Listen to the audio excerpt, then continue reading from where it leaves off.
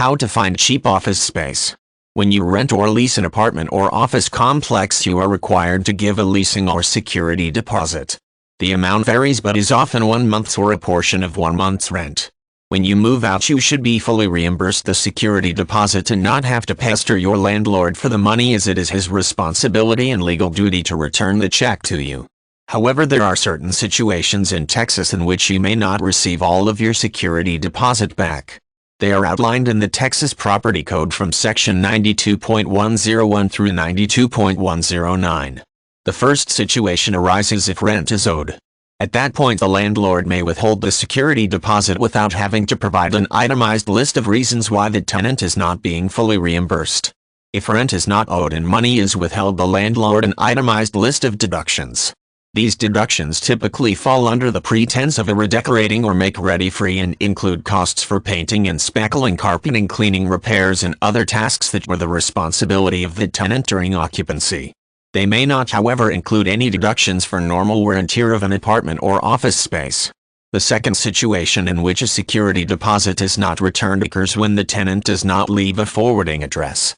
Under the Texas Property Code, a landlord does not have to return the security deposit until 30 days after the tenant has vacated the property.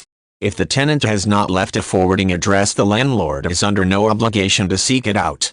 However, should the tenant mail in a forwarding address via certified mail, the landlord's responsibility is rekindled and the tenant must receive the security deposit. Should the tenant not receive the security deposit or not receive all of the security deposit and feel the deductions are unwarranted, he may dispute the withholding. To do this, the tenant should first send a demand letter to the landlord outlining the reasons for the dispute. The letter should be sent via certified mail with a request for a return receipt and be copied for the tenant's records. If the landlord does not contact the tenant and settle the dispute, court action may be warranted. However, this process can be long and taxing. Thus, it would be best to avoid deductions from your security deposit entirely. To do this, take several steps upon moving in and when moving out to protect yourself. Start by making a move-in inventory. Document everything that is there, everything that is wrong, and everything that may require attention. Take photos of problem areas. Give a copy of this list and the photos to your landlord and have him sign a document stating he has received the information. Further, make sure you are prompt and on time with all of the necessary steps in moving out. Give notice of your departure within the amount of time outlined in your lease and turn in your keys on the exact day they are due.